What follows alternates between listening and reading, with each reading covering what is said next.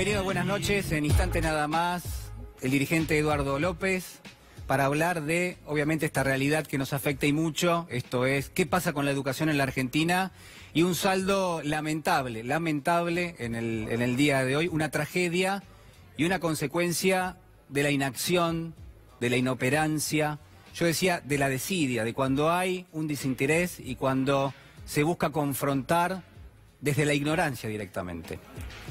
Pero quiero arrancar el programa hablándole de un texto, nuevamente lo traemos como una herramienta para entender qué es lo que pasa o qué es lo que nos pasa en la República Argentina. En este caso, he elegido una novela que ha marcado sin ninguna duda lo que es la literatura de Occidente. Hablamos de El extranjero, de Albert Camus, una obra publicada en el año 1942. Bueno, Camus ha sido Premio Nobel de Literatura allá por el año 1957. Este escritor, este filósofo, este profesor argelino, que ha planteado los grandes problemas existenciales del ser humano y que en algún caso también nos sirve para preguntarnos numerosas cuestiones que hacen al ser humano que somos, al ser humano quizás que de alguna manera queremos ser. Esta historia, El extranjero, plantea algunos días en la vida de un personaje que se llama Mersault, un chico, un joven argelino, cuyo derrotero nos va a llevar a 3 capítulos centrales de su vida. Y presta atención porque son 3 capítulos que lo muestran de cuerpo entero y que conforman una crítica mordaz a lo que son los valores, no solo de Occidente, sino también de la sociedad burguesa. Y al mismo tiempo que conforman una crítica al hombre que somos en este momento. ¿Por qué digo esto? Bueno, porque este señor, este joven Mersault, muy temprano en el libro, prácticamente se enfrenta contra una noticia que uno podría considerar que es de las más dramáticas que uno podría pensar. Estamos hablando de la muerte de su madre. Le llega un telegrama. Él trabaja en una oficina en el puerto de Argelia. Y desde allí recibe este telegrama, camina rumbo al escritorio de su jefe y le pide unos días de licencia. Hasta ahí no tenemos absolutamente más información que esa. Después descubrimos que, tras unos días, Mersault llega al lugar donde están velando a su madre. Lo primero que le pregunta el empresario, el dueño de la funeraria, es: señor, ¿usted quiere que yo abra el féretro para usted despedirse de su madre? Y Mersault le dice: mire, la verdad que no.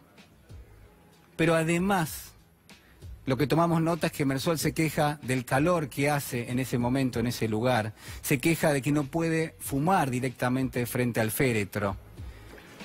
Y en todo caso, cuando alguien le pregunta cuánto hacía que no veía a su madre, él dice muchísimos años, porque en rigor la había enviado directamente a vivir un asilo, porque él dice ya no teníamos más nada que decirnos.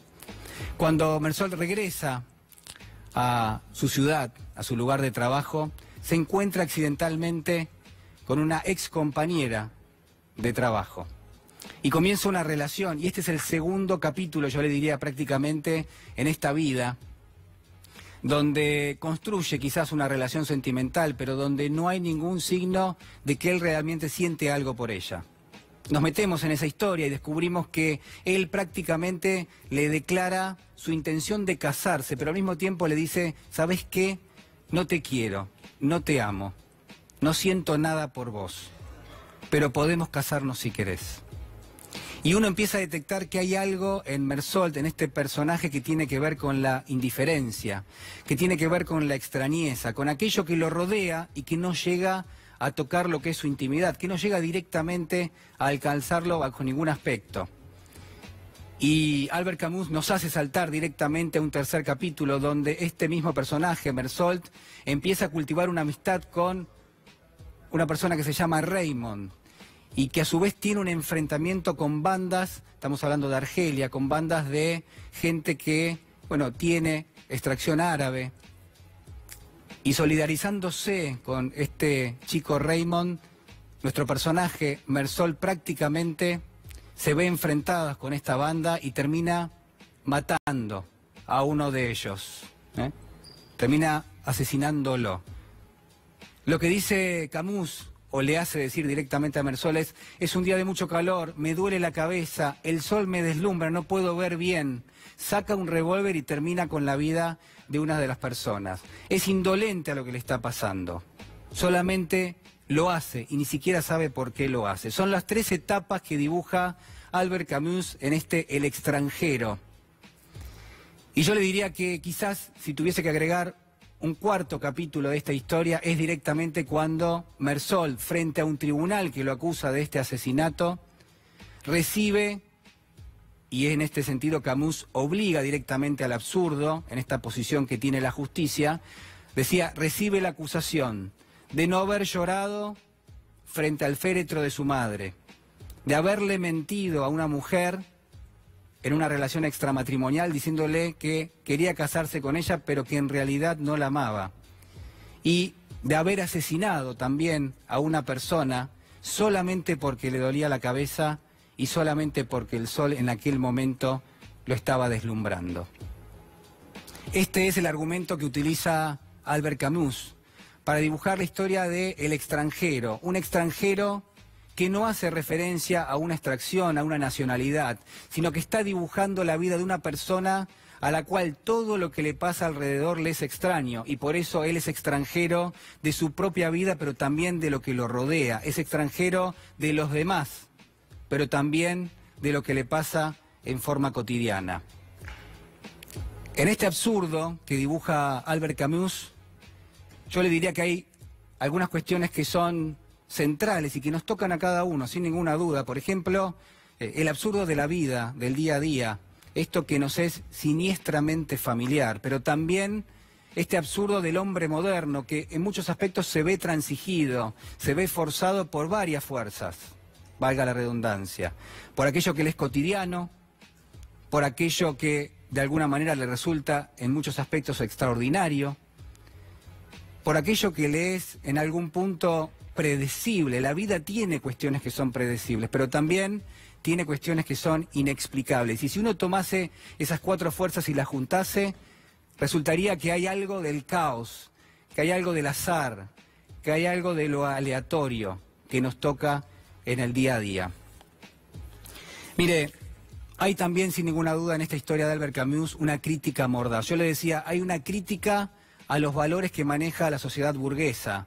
Hay una crítica a la justicia y a la forma absurda en que en muchos aspectos termina enfocándose o termina generando quizás fallos que son inexplicables, fallos que son contradictorios. Pero al mismo tiempo, además de esta crítica mordaz, me parece que en algún punto lo que tenemos es que nos muestra Camus que hay también una cuestión que tiene que ver sin ninguna duda con la ignorancia de aquello que nos rodea y que no llegamos a tocar bajo ningún aspecto. ¿Qué dice Camus sobre la vida de todos los días? Dice, bueno, muchas veces nos rodeamos de ideologías, nos rodeamos de pseudo religiones, son ropajes, armaduras que nos ponemos para tratar de confrontar aquello que está quizás muy cerca nuestro, pero no alcanzamos en todo caso a tomar en su justa dimensión. Y la pregunta que nos tenemos que hacer, y sin ninguna duda también queda planteada en esta historia, es cómo vivir, porque está claro que el ser humano es el único ser que, primero, puede decidir si vivir o no vivir, y en segunda instancia tiene que decidir cómo hacerlo. Y la pregunta que yo quiero plantearle esta noche tiene que ver con esto, tiene que ver con aquello que hace a cómo vamos a vivir, o si podemos respondernos siquiera esa pregunta. Hay muchas cuestiones que quiero plantearle en el día de hoy. Estamos hablando de algunos capítulos que han tenido lugar esta semana. Mire, si quiere, analizamos brevemente lo que pasó con estos cuadernos. Cuadernos que hacen referencia, se supone, la justicia dice, a una supuesta asociación ilícita, y donde caben muchísimas preguntas que hay que hacerse. Y yo le diría, hay 3 o 4 que sin ninguna duda uno podría pensar que entran muy bien en la agenda periodística de esta noche. Por ejemplo, ¿por qué ahora? Por ejemplo, ¿por qué el juez Bonadío, quien tiene un enfrentamiento muy ostensible con la expresidenta Cristina Fernández de Kirchner? Yo le acepto todas esas preguntas. Le acepto también la pregunta sobre si Oscar Centeno, el chofer, era quizás un servicio de inteligencia. ¿Cómo llegó a tomar esas notas de una forma tan detallada? ¿Cómo llegó a conocer cosas que en algún punto resultan, en algún aspecto, incluso marginalmente, inverosímiles? Es más, le sumamos la pregunta de esta noche, que es, al final no eran cuadernos, sino que eran fotocopias de supuestos cuadernos. Pero usted me va a tener que aceptar que detrás de todo eso tiene que haber una pregunta, que es, ¿fue verdad? ¿Es verdad que eso terminó pasando? ¿Era ese dinero público? Y si era así, ¿acaso no correspondía que tuviese otro destino que el que tuvo? Vale la pregunta. Y quiero que esta noche, en alguna medida, esa pregunta tenga un lugar. ¿No estamos acaso hablando del mismo Ministerio de Planificación que tendría que haber salido a sostener lo que era el funcionamiento de los trenes y tuvimos el accidente de Once? No estamos hablando de un evento que quizás fue denunciado, si uno busca, en el año 2005 por el exministro Roberto Labaña, cuando dijo, miren, la obra pública está toda cartelizada y se reparte en grupos muy pequeños, con sobrecostos, con sobreprecios. Pero claro, la realidad que nos rodea también tiene otros componentes. Y yo también se los acepto porque hay alguien que tiene que darnos una respuesta. No podemos ser extranjeros de esta realidad. ¿Qué pasa con los aportantes truchos del Frente Cambiemos? ¿Qué pasa con el desplazamiento del fiscal que estaba haciendo una investigación sobre los aportantes truchos y que desde hoy ya no es más el fiscal de esa causa? ¿Qué ha pasado con el Correo Gate, que compromete tanto al presidente Mauricio Macri? ¿Qué ha pasado con el blanqueo de capitales que la familia presidencial hizo y que no estaba habilitada para hacerlo? Hay tantas cosas que tienen que ser respondidas por nuestra justicia. ¿Qué pasa, le diría yo, con los 150.000 millones de dólares de deuda externa que la Argentina tomó en apenas 2 años? ¿Qué pasa con la caída dramática que está sufriendo la economía? Y por último le digo, ¿qué pasa con esta escuela que estalló en 1000 pedazos esta misma mañana y se llevó la vida de 2 personas solamente por la inoperancia y por la ineficiencia de aquellos que tenían que hacerse cargo de reparar una falla vinculada con el gas? Más allá del absurdo, más allá del caos, más allá de otras cuestiones que uno podría plantearse, la pregunta sigue siendo ¿cómo vivir? Porque, como en algún momento decía Albert Camus, entre la búsqueda del ser humano y la respuesta, muchas veces silenciosa e irracional del mundo, está algo que se llama la ética, está algo que se llama la moral, que es la diferencia entre el bien y el mal, y que en muchos aspectos nos sirve como guía, pero sobre todo nos sirve para pensar cómo no ser extranjeros de nuestra propia vida, pero también de aquello que nos rodea. Acompáñeme porque ya lo tenemos con nosotros a Eduardo López. ¿Cómo está, Eduardo? Buenas noches. Bien, muchísimas gracias por estar con nosotros. Bueno, a ver, una jornada, yo diría en varios aspectos, trágica, pero me parece que a veces me quedo corto con ese término, lo usaba esta tarde y la verdad que me hacía ruido porque me parece que hay una responsabilidad, a pesar de que en ningún aspecto nadie del gobierno prácticamente ha salido a hacer una respuesta, ¿no? Sí, la responsabilidad es del Estado. No fue un error, no fue un exceso, no fue el gas, no es la tormenta. Es el Estado. Pero bueno, cuando el Estado no se quiere hacer cargo, ponen en temas exteriores las responsabilidades. Primero, muy bueno tu introducción. Yo quiero agradecerle que esté acá porque, a ver, hay que decirlo, Eduardo, yo recién conversaba con él fuera del aire y está, yo digo, recorrido por muchas emociones. Y la verdad que está en un momento complicado, difícil para todos, supongo, pero para Eduardo en particular, porque tenía conocimiento tanto de Sandra como también de Rubén, y porque recién veíamos algunas imágenes de ellos, prácticamente en una cuestión que uno podía pensar que tiene que ver con el cariño hacia los chicos, con clases de violín, con una preocupación permanente. Bueno, esas 2 personas hoy ya no están. No. Uno viene a veces, viste, con un cassette, pero cuando escucha análisis de tanta profundidad, bueno, vos decías recién la ética, la moral, yo le sumo el amor. la esperanza, que está incluido en la ética y la moral, indudablemente, en lo que vos decías. Sí, con el caso de Sandra compartimos una marcha para que le entreguen violines a los chicos. Claro. Vos fijate, porque en su escuela está el plan de orquestas escolares. Entonces ella quería que le entreguen violines. A ver, que no dejen de entregarle los violines. Claro. La marcha, si no me equivoco, la voy a poner después en mis redes, era del año 16, marzo, abril del 16. ¿Qué pasa? Había violines en las escuelas, violines, imagínate. Los chicos lo devolvían a fin de año. Era el plan de orquestas escolares, vamos a decirlo, porque la gente no tiene por qué saberlo. Y lo empezó a discontinuar el gobierno de la ciudad. Y los maestros pedíamos, había un plan que era el de libros, de lectura. Sí. Yo entregué un libro de Benedetti. Mira, te voy a contar una anécdota. Lo que hacen los libros, las lecturas. Y me dice, profe, ¿lo tengo que traer? Y le digo, no, es para vos, para tu casa, para la biblioteca. Porque a veces se dan libros que se vuelven a traer. Estos no, eran como las netbooks. Sí. Cuando te recibías te lo quedaba en tu casa. Claro. Y dice, no tengo biblioteca, me dice el chico. Pues no tengo libros. Digo, bueno, con este libro empezás a tener una biblioteca. Entonces, vos fijate lo importante que seguramente vos tenés biblioteca, no lo dudo. Tus hijos, sobrinos, tus alumnos van a tener biblioteca. Entonces, claro, Sandra peleaba por eso, por violines, por amor, por ética, por moral. Por política, ética y política.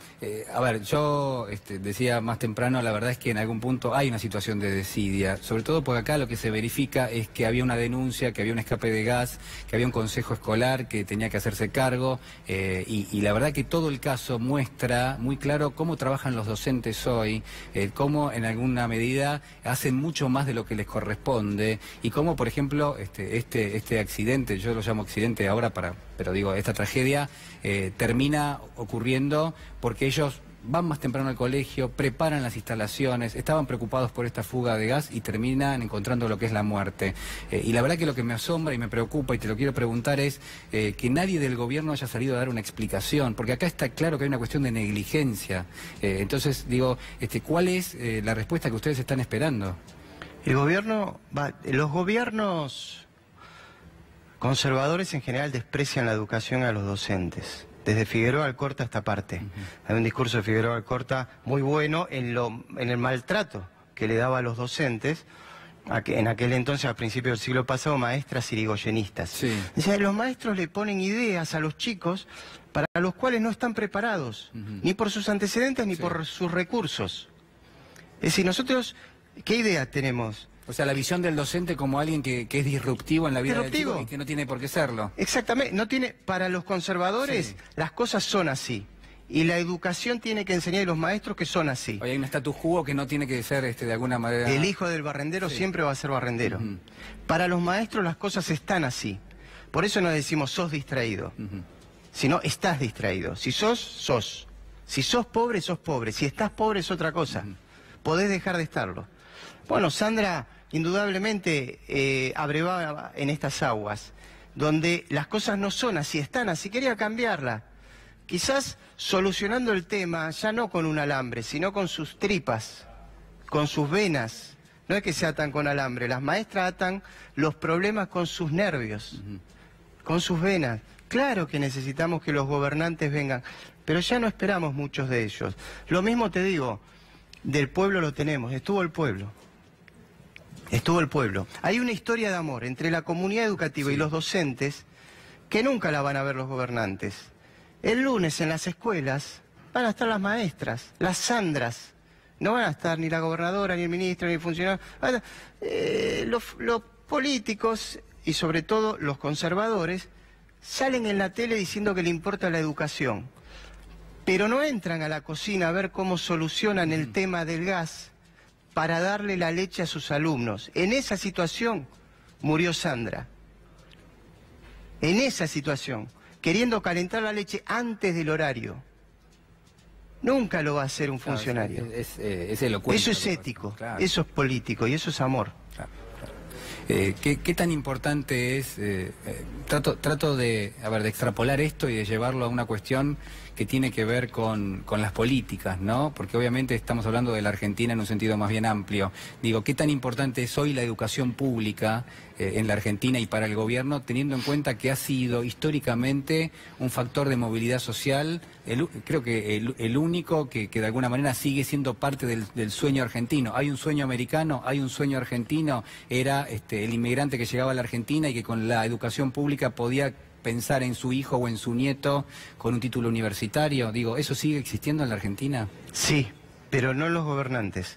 Hace poco un candidato a diputado de Tucumán, Ricardito Bussi hijo, en septiembre del año pasado, antes de las elecciones, dijo textual: ¿para qué le vamos a enseñar matemática a una changuita de La Cocha? La Cocha es un pueblo del sur tucumano.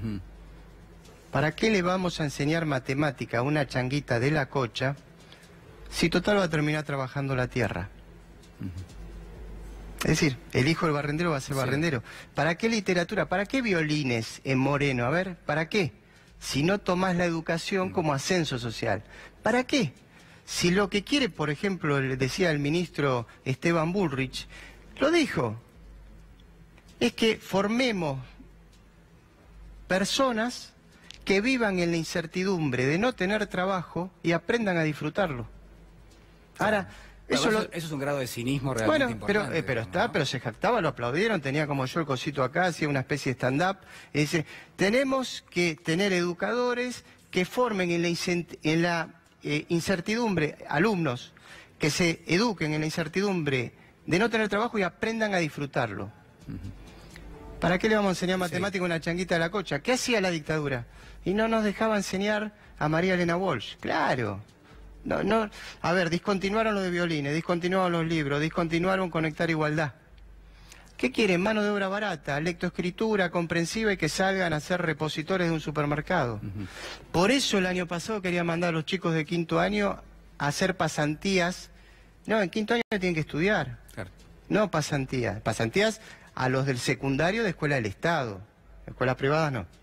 Entonces digo, no vamos a formar mano de obra barata, vamos a formar hombres y mujeres libres, críticos y socialmente responsables. El gobierno plantea un escenario que en muchos aspectos tiene un correlato en lo que es el libre mercado, ¿no? Porque lo que dice es, bueno, para alguien que va a hacer una carrera hay una cuestión de meritocracia, todos están prácticamente en una misma línea de largada y aquel que tenga un mérito determinado va a ser el que va a conseguir llegar, por ejemplo, a un puesto importante de trabajo, ¿no? Tengas una retribución acorde a lo que es ese puesto.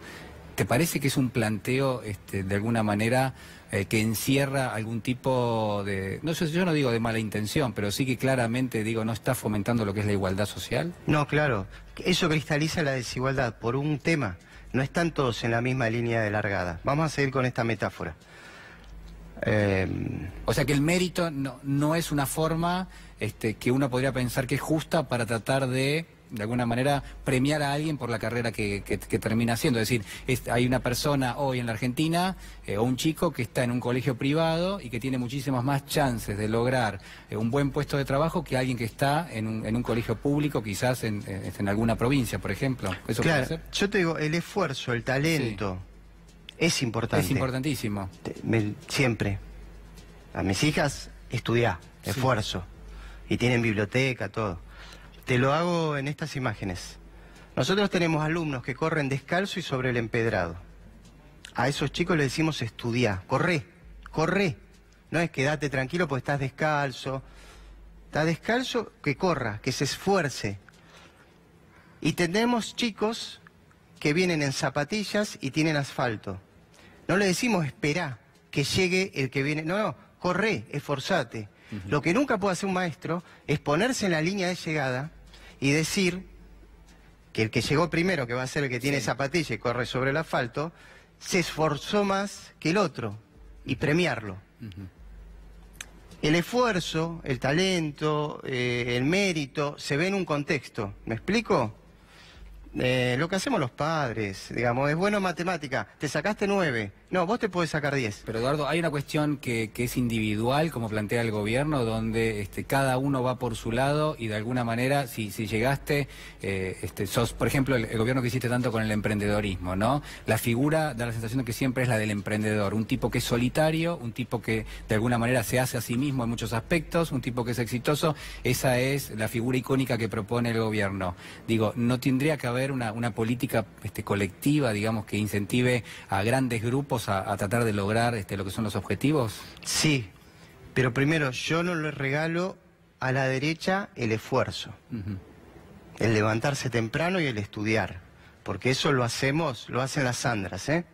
Y los alumnos de Sandra se esfuerzan.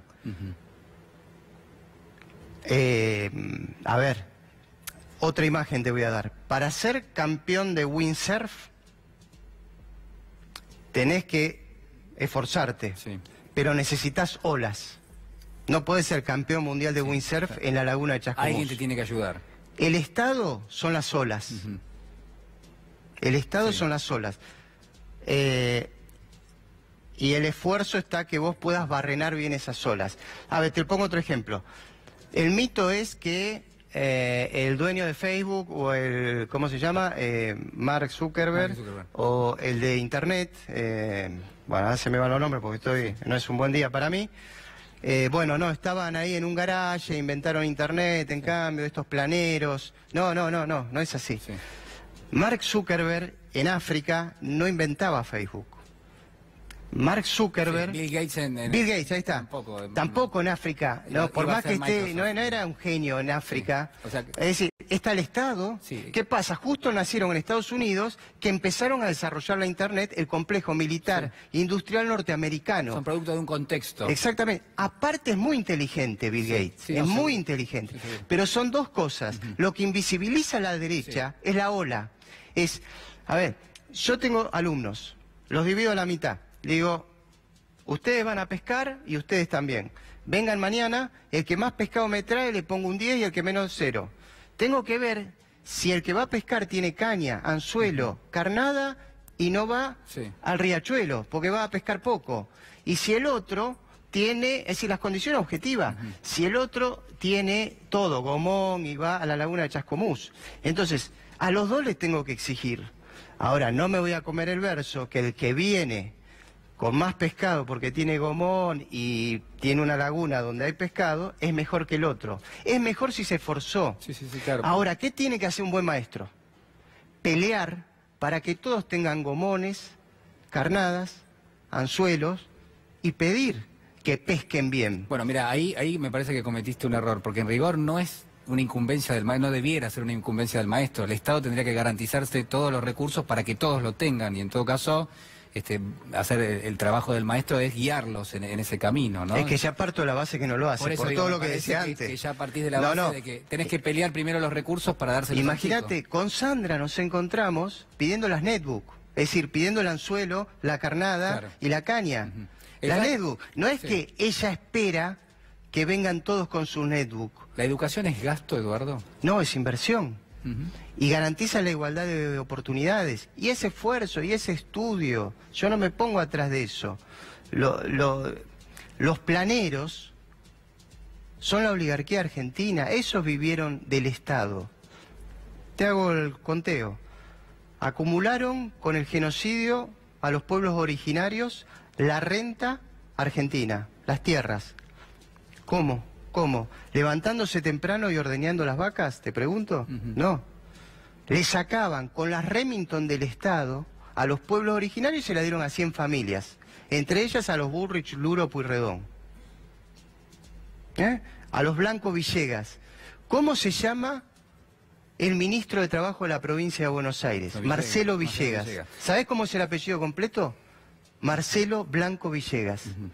Es el que sanciona a Sandra, que era de Suteba, por reclamar las netbook, pero no va a la escuela y no va a sancionar a nadie, ni a su propia gobernadora, que Dan decide a dónde están ahora. Entonces, eso, la Patagonia Rebelde, ¿era una paritaria libre? No, estaban los obreros patagónicos, ¿y quién fue? El ejército, con balas que pagamos todos, a laudar a favor, así te puedo seguir. Bueno, en algún momento podemos hablar de cómo se da el reparto de tierras por el Estado. En la época de la inmigración, ¿no? Donde también las mejores tierras siempre han quedado muy cerca de lo que es la producción rural y de un grupo de familias, y el resto, cuando llegaban los inmigrantes, iban a las colonias, a Santa No, en la Fe, campaña del desierto se repartieron todas. Ahí. Decime un título de propiedad anterior a 1900, no hay. No, era genocidio y se repartían. En Estados Unidos era distinto. Si vos veías que sos joven, bueno, vos sos muy joven, pero la familia Ingalls, en realidad se daba 1 hectárea a cada uno. Acá se daban 1 millón de hectáreas a cada uno. Entonces, con 1 hectárea cada uno hay una familia Ingalls. Con 1 millón de hectáreas cada uno hay Blancos Villegas. Eduardo, quiero preguntarte por último, y te agradezco la verdad muchísimo que hayas venido a estar con nosotros. Y disculpame todo este análisis, pero la verdad que estoy muy enojado. Sí, la educación, reivindico la educación laica, gratuita, obligatoria, que garantiza la igualdad de oportunidades, reivindico el esfuerzo, pero que no me vengan a hablar de esfuerzo estando en el medio la maestra Sandra. ¿Cómo sigue ahora? Mañana hay una medida de fuerza, hay un paro en la provincia de Buenos Aires. Digo, ¿cuáles son las decisiones que han tomado con respecto a esto? Hay un paro también en la ciudad de Buenos Aires y vamos a marchar a los consejos escolares. La UTE también hace un paro en el marco del plan de lucha de CETERA que recién comentaba nuestra querida compañera Sonia Leso. ¿Cómo seguir? Enseñando, resistiendo, construyendo y soñando. En relación con la comunidad educativa, y aprovecho para agradecerle a la comunidad educativa, ahí está la cámara, el amor, no lo esperamos ya de los gobernantes, pero lo tenemos siempre de la comunidad educativa. Ese amor, Sandra, Rubén, que era un personal auxiliar, pero que era un trabajador de la educación, ese amor, esa historia de amor va a seguir creciendo y fortaleciéndose en las escuelas públicas. ¿Cómo sigue? Con millones de Sandra en cada una de las escuelas. Eduardo, muchas gracias, por estar con nosotros, ha sido muy amable. Te saludo. Ya viene en minutos nada más, en segundos le diría, prácticamente, el diputado Marco Labaña. Le quiero comentar un dato que hoy, la verdad, que generó muchísima preocupación, tiene que ver con la industria, una caída del 8,1%, una caída que preocupa y mucho. ¿Por qué? Porque este 8,1% compara contra lo que es, en principio, el mismo mes del año pasado, donde ya había una contracción realmente importante del tema industrial. Claro, estamos hablando de un sector que ya, de alguna manera, perdido, ¿no? Lo que son numerosos puestos de trabajo, que eventualmente se ve perjudicado por la apertura de las importaciones, pero que también se ve perjudicado por lo que es la caída en el mercado doméstico. Vamos a estar analizando en detalle esta información y, por supuesto, lo que tiene que ver con otros números que ha arrojado la economía. Está claro que preocupa y mucho lo que ha sido la caída de la actividad económica medida por el INDEC, 5,8% que ha arrojado el mes de mayo, y después lo que son las previsiones, además de la caída de la industria, para el sector de la construcción, también con un retroceso importante. Ya está con nosotros el diputado Marco Labaña. Labaña, ¿cómo está? Buenas noches. ¿Qué tal? Buenas noches. ¿Cómo está? Gracias por venir. No, pues. A ver, hay un panorama económico que no termina de recuperarse. El gobierno dice, bueno, lo peor ya pasó, lo mejor está por venir. Igual reconocen que hay una tormenta, se habla en términos de metáforas climáticas. ¿Cuál es la visión que tiene de lo que está pasando en la Argentina? A ver, que sí, yo creo que estamos en el medio, para utilizar las metáforas climáticas, sí, en el medio de una tormenta. Ahora la responsabilidad del presidente es sacarnos de la tormenta, que en todo caso, si querés, es por eso que la gente lo votó, para que nos saque la tormenta. Y lamentablemente no solo nos están sacando, sino que nos van metiendo cada vez más cerca de los huracanes, ¿no? Hay quienes dicen es mala praxis del gobierno, hay algún sector que dice es mala praxis del gobierno. ¿Usted piensa que hay mala praxis en términos económicos? Mira, yo creo que el gobierno ha cometido muchos errores desde que asumió. Es cierto que asumió con una situación económica compleja, sí, que requería reencauzar la economía, reencauzar el modelo productivo del país, pero la verdad que en lo que va de gestión, todos los indicadores han empeorado. ¿Lo sorprendió las decisiones que tomó Macri con la economía? ¿Usted esperaba que hiciese el gobierno que está haciendo? Mira, yo creo que en todo gobierno hay cosas que se hacen bien y hay cosas que se hacen mal. Lo que importa siempre es el balance, y lamentablemente el balance es muy malo. Yo creo que más allá de yo estar de acuerdo con el concepto de salir del cepo, que tenía al principio del gobierno ni bien asume, el problema era cómo salías. Y ahí empiezan los primeros errores. Salen el cepo generando una devaluación muy grande que después termina impactando muy fuerte en la inflación. A eso le ponen la necesidad de dar las señales al mercado para que vengan la lluvia de inversiones. Entonces, para seguir dando señales, aumentan brutalmente las tarifas. Las inversiones nunca llegaron. Y encima después las inversiones las tarifas siguen subiendo. Bueno, pero acordémonos lo que fue el inicio de la gestión. Antes de que la justicia lo pare el primer año, 800% era la medida que habían anunciado. 800% de un día para el otro. En el medio de un contexto donde habían devaluado y había generado inflación. Entonces, cosas que uno puede estar de acuerdo, como salir del cepo, el tema era cómo lo hacían. Todos sabíamos que con tarifas había que hacer algo. No, el sistema anterior no daba más, había que corregirlo, había que hacer algo. Ahora, la clave era cómo se hacía. Si lo hacían de forma brutal como se hizo, o lo hacían de una forma racional. Este año, en vez de reencauzar la situación dentro de una situación muy complicada, deciden duplicar la apuesta, por ejemplo, con tarifas. En vez de hacer algo que las tarifas vayan moviéndose en línea con lo que se mueven los salarios. Algo que parece racional en el medio de un contexto recesivo. ¿Cuál puede ser la inflación que vaya a tener la Argentina este año? ¿Cuál es el número que usted calcula? Yo creo que va a estar cerrando el 30, el 35, todavía quiero ver qué termina haciendo con tarifas. ¿Puede haber una inflación del 35%? Yo creo que va a estar entre el 30 y el 35, más cerca del 35. ¿Y por qué el gobierno discute salarios en torno al 15%? Porque hay una visión errada. La visión es cómo hacemos para ajustar, porque hace falta dar las señales de que estamos reduciendo el déficit. O sea, el gobierno gobierna, valga la redundancia, para el Fondo Monetario, ¿usted dice? ¿O para los gobierno... A ver, en esto yo no creo que el gobierno sea malo y que quiera que a los sectores trabajadores le vaya peor y a los...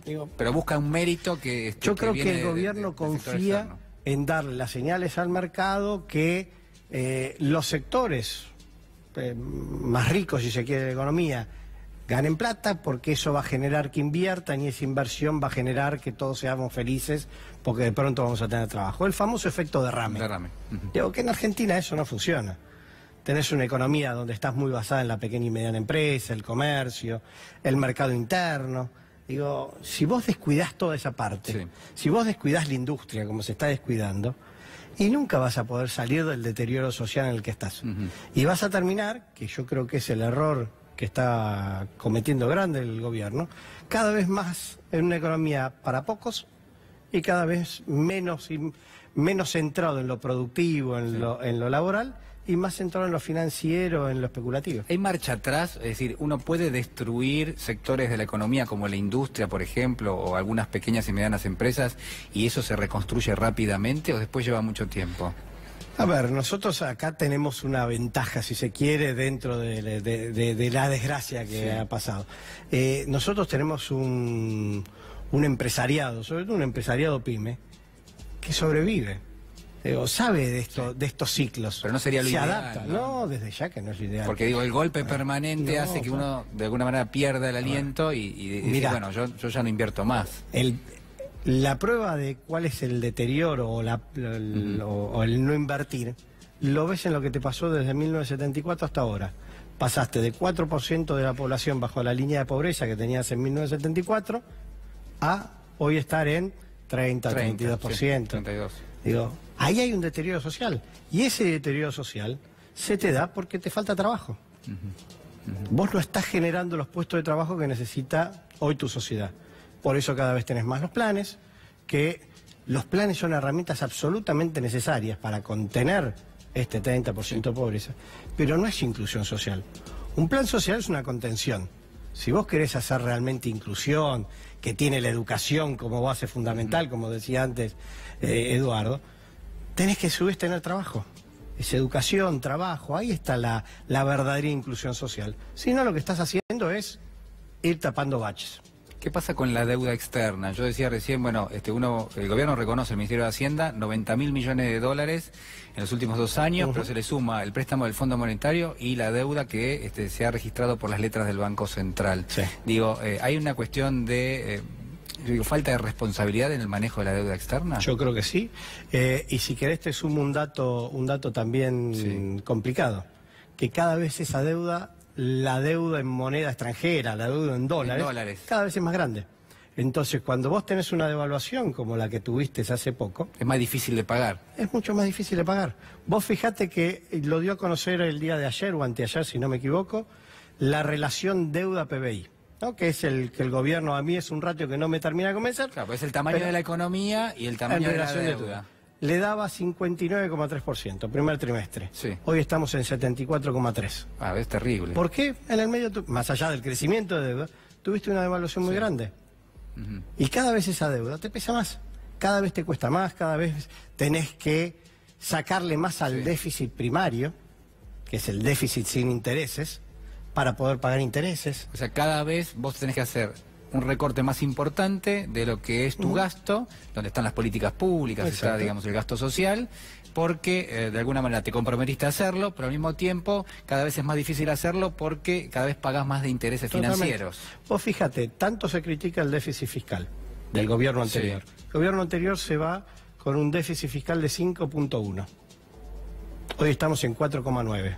Recortaste 2 puntos de subsidios por aumento de tasa. Y además hubo una transferencia enorme. Hiciste transferencia, le sacaste a 12 millones de personas que cobraban las tarifas subsidiadas, y en vez de ahorrártelo, porque ahí hiciste el ajuste, se lo terminaste dando a 250.000 personas que cobran intereses. Entonces hay una transferencia de riqueza muy, muy grande. Es decir, aquel que hoy tiene una letra del Banco Central es alguien que tiene, ingresos relativamente elevados, y quien termina pagando esos intereses a través de lo que es la forma de un préstamo hipotecario, un préstamo personal, un préstamo prendario, es aquel que necesita justamente plata, digamos, no la tiene. Uno podría pensar de esa manera, así se da como esta transferencia. Hay esa transferencia, de vuelta, no es que no había que hacer nada con tarifas, pero vos no podías hacer algo con tarifas que sea sacarle 10 millones para darle a 250.000. ¿Qué le parece la gestión? Lo tenemos allí de fondo del ministro Duhovne. ¿Le parece que ha hecho una buena gestión? Yo más allá de los nombres, yo veo el resultado, y los resultados claramente son malos. En términos de inflación, si se cumplen las pautas del acuerdo con el fondo, sí se cumplen las pautas, yo pongo en duda que se cumpla. 30%, 32% el techo, habían dicho. El techo. Bueno, pero el año que viene dice 17. Supongamos que cumplen el 17. Va a terminar los primeros 4 años, si es que son reelectos, si no el mandato presidencial, con 184% de inflación. 30% anualizado. Sí, es totalmente regresivo, ¿no? La inflación es un impuesto. Vas a terminar con un producto per cápita, o es un ingreso por habitante, como que medimos los argentinos, más bajo que el que tenías en 2015. Ahora, ¿por qué el gobierno no habla? Ya veníamos de un deterioro. El gobierno no habla de producción, por ejemplo. Es difícil encontrar a un funcionario que nos hable de producción. Bueno, cambió el ministro de Producción, de hecho, se llama Dante Sica. No se lo ve muy seguido, hay que decirlo. La realidad es que el gobierno lo esconde bastante. Pero, no hay una discusión en torno a eso. Y sí hay una discusión en términos de lo que es el ajuste fiscal, en términos de lo que es la próxima ley de presupuesto. Es decir, hay una visión más financiera de la economía que productiva. Totalmente. 100% financiera tienen en la cabeza. Y más en este último periodo. Después de las elecciones como que han redoblado la apuesta, ¿no? En lo financiero. Bueno, la prueba está, los números que estás teniendo ahora y los números que vas a ver en los próximos meses también. ¿Qué es lo que nos espera en materia productiva, en materia financiera? Yo creo que vas a tener un segundo semestre muy complicado. Un segundo semestre donde se va a sentir el deterioro de la industria, del trabajo. ¿Va a haber más desempleo? Te va a pegar algo en el desempleo, vas a tener el efecto de la inflación, vas a tener la sensación de que la poca plata que hoy te queda en el bolsillo cada vez va a ser más chica. Sí, claramente, esa es una sensación que es cotidiana. Es cotidiana, bueno, eso posiblemente se vaya complicando porque todavía tenés salarios muy atrasados, una inflación que sigue siendo elevadísima, va a terminar en 35 como decíamos, aumentos tarifarios, aumentos de la nafta, cosas que lo sentís en el día a día. Pero a ver, ¿cuál es el plan? Pues yo me imagino, esto es parte de un plan, digo, esto no es caos económico, digamos, claramente, digo, hay una política, por ejemplo, la de llevar a cabo lo que son los ajustes tarifarios. El ministro Iguacel esta misma semana anunció un nuevo incremento. Entonces uno se pregunta, bueno, ¿no va a haber un freno? No va a haber un freno, van a seguir incrementándose las tarifas. Entonces digo, ¿la recesión es parte de un plan económico? Bueno, el otro día, no me acuerdo qué ministro, qué miembro del gabinete hablaba de que la recesión los puede ayudar con la inflación. Es cierto. Sí. Es una locura pensar eso. Primero que estaban festejando porque les iba a dar 2,5% de inflación en el mes. Digo, esa no es claramente la salida. Yo creo que el gobierno tiene una concepción errada que tiene que ver con esto de la teoría del efecto derrame, que necesitan mostrar que están haciendo los ajustes fiscales para ser más creíbles en el mundo y que el mundo diga, bueno, ahora es confiable invertir en Argentina. Digo, eso no pasó en el segundo semestre de ni bien asumieron. La hipótesis, ¿qué pasa si eso no funciona? Es que aunque funcione, yo voy por la positiva, el gobierno va a lograr eso. ¿En qué sectores va a venir esa inversión? Algo de energía, algo de agro, algo de telecomunicaciones, digo, sectores que son absolutamente estratégicos, que tenés que desarrollarlos, pero que cuando vos te fijas en términos de cuánto empleo generan, no generan el 10% del empleo. Bueno, no hay empleo, no hay consumo, se supone. No hay empleo, no hay consumo, no podés hacer realmente inclusión social, que es dando trabajo. Vos tenés empresas que van a seguir siendo perjudicadas en esta línea. Entonces, tiene que haber un cambio de lógica de cuál tiene que ser el objetivo del gobierno. Yo creo que el gobierno tiene que dejar de mirar tanto los elogios de afuera y concentrarse más en qué le pasa al kiosquero de la esquina, qué le pasa a la pequeña y mediana industria, qué le pasa al pequeño comercio, que es los que generan en realidad los puestos de trabajo. Diputado, ¿y qué pasa con la política, digamos? ¿Dónde interviene la política? Y en algún caso, si usted imagina un 2019 donde haya una confrontación política y donde una oposición tenga chances de llegar al poder. Mira, te voy a separar la parte electoral. Bien. Porque yo te soy sincero, yo creo que en la situación que estamos hoy, hablar de una cuestión electoral meramente para ver cómo nos repartimos algún cargo. No, digamos, yo digo como luz al final de cambio, como un objetivo. Si es simplemente una cuestión electoral, hay que dejarla de lado porque me parece que faltarle respeto a la gente en este problema. ¿Qué es lo que creo que hay que trabajar? Creo que hay que trabajar en esquemas alternativos. Digo, yo soy muy crítico de la gestión, estás escuchando, pero no me quedo nada más en la crítica, porque creo que mi función tiene que ser criticar lo que no me gusta, pero mostrar un camino alternativo. Entonces me parece que hoy el proceso, que es lo que estamos trabajando con algunos sectores, tiene que ser mostrar una alternativa. Una alternativa de cómo hacemos para dejar atrás esta economía cada vez más concentrada, cada vez más financiera, y empezamos a ver la economía productiva, la economía que genera puestos de trabajo.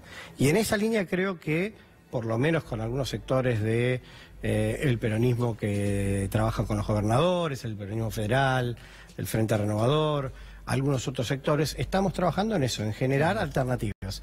Y creo que ese es el mejor aporte que hoy la oposición puede hacer y no simplemente ponerse del otro lado, ¿no? Hay que animarse a proponer caminos alternativos. Uno puede adivinar que hay algunos nombres escondidos detrás de lo que son estos consensos, digo, figuras que obviamente ocupan un espacio importante. Uno puede ser Sergio Massa, lo hemos visto a Felipe Solá también, de alguna manera, acercando una propuesta a la Casa de Gobierno, va a una propuesta, una carta abierta, pero al mismo tiempo casi en la figura de precandidato a presidente. Agustín Rossi también, de alguna manera, se ha separado del resto y ha dicho, bueno, yo también estoy en lo que es este diálogo. Y la pregunta es, ¿usted se imagina una primaria, una gran primaria dentro de lo que es el panperonismo o el peronismo en un sentido más bien amplio? No lo sé, es muy pronto, te soy sincero, es muy pronto saberlo. Pero hay consensos, digamos, ya se está hablando, ¿ustedes han llegado a algún tipo de plataforma en común? Lo que nosotros estamos construyendo con el peronismo federal, eso es justamente lograr avanzar sobre consensos en materia de agendas. Y eso es lo que estamos trabajando. Y creo que hay que evitar hacer rejuntes de dirigentes simplemente para ganarle a alguien, en este caso a Macri, y hay que plantear una alternativa en serio. Yo creo que ese es el camino. Posiblemente sea más difícil recorrerlo, porque siempre ir por esta vía siempre se hace más difícil, pero creo realmente que es la vía que hay que recorrer.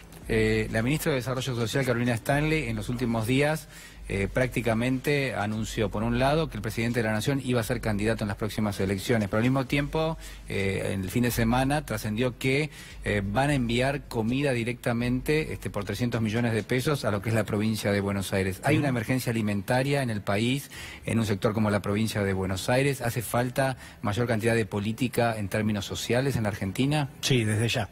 Permitidme hacer un comentario respecto de la primera parte de lo que decías, que va a ser candidato. Porque a eso se le suma también el jefe de gabinete hablando de que Macri va a ser reelecto. La verdad que me parece que es una falta de respeto que se dediquen a eso en vez de dedicarse a cómo hacer para solucionar los problemas. Digo, no es momento para hablar de elecciones, es momento de que solucionen los problemas. Para algo la gente, pero para algo la gente los votó.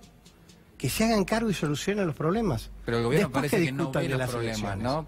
Yo planteo esto. ¿Ve los problemas el gobierno que hay? Yo creo que si los ve, los niega o tienen un diagnóstico distinto de cómo solucionarlo. Ayer el jefe de gabinete en el Congreso diciendo este es el camino correcto, ratificamos y vamos a seguir por esta vía. Perdón, pero hoy la industria cayó 8,1%. Sí.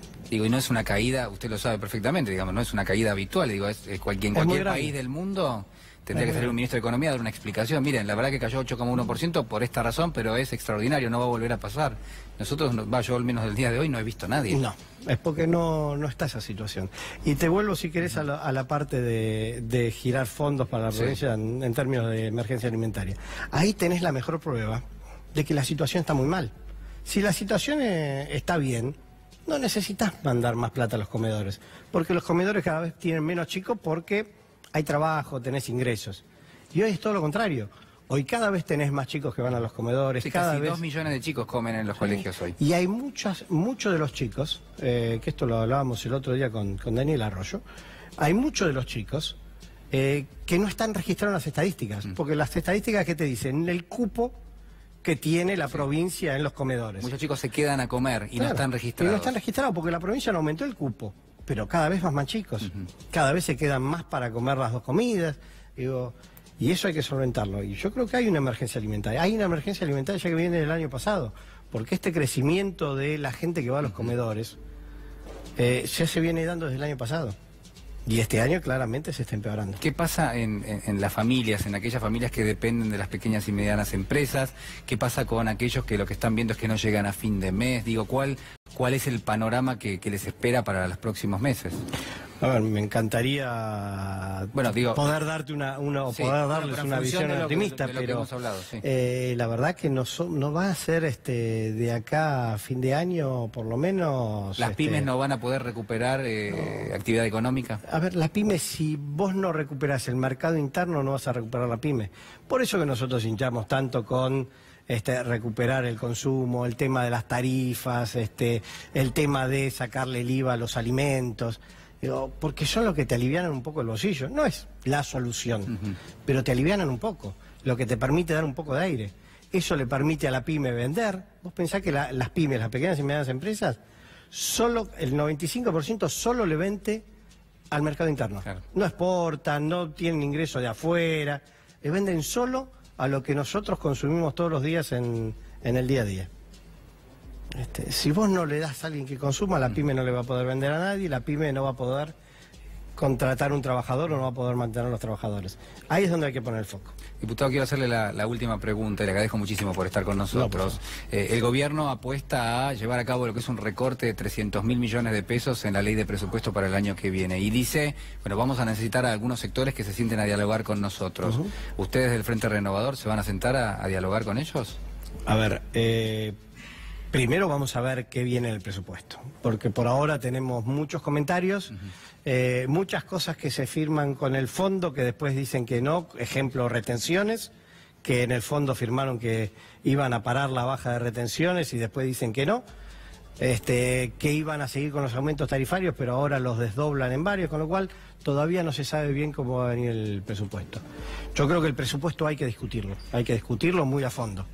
Después, claramente, una cosa es estar dispuesto a discutirlo, a buscar alternativas, y otra cosa es convalidar ajustes en sectores. Te pongo un ejemplo. Si viene un ajuste en las jubilaciones, y ya te digo que yo lo voy a votar en contra. Bueno, pues parece que el Fondo Monetario, ante el Fondo se han comprometido a hacer una reforma provisional nuevamente. Bueno, ustedes no serían de la partida. Pero ahí hay que ver de vuelta qué significa. De vuelta, así como nos opusimos en diciembre al recorte en jubilados, nos opondremos de vuelta hacia adelante porque no creemos que ese es el camino. Pero la discusión no hay que evitarla. La discusión hay que darla y hay que decirle, no, mira, te estás equivocando acá, tenés que hacer esto. No apuestes más a la reducción solamente de gastos, apostá cómo haces para crecer la economía, que es la única forma que efectivamente van a poder lograr los superávit fiscales. Marco Labaña, muchísimas gracias por estar con nosotros. Por favor, gracias a ustedes. Hacemos una pequeña pausa y ya regresamos.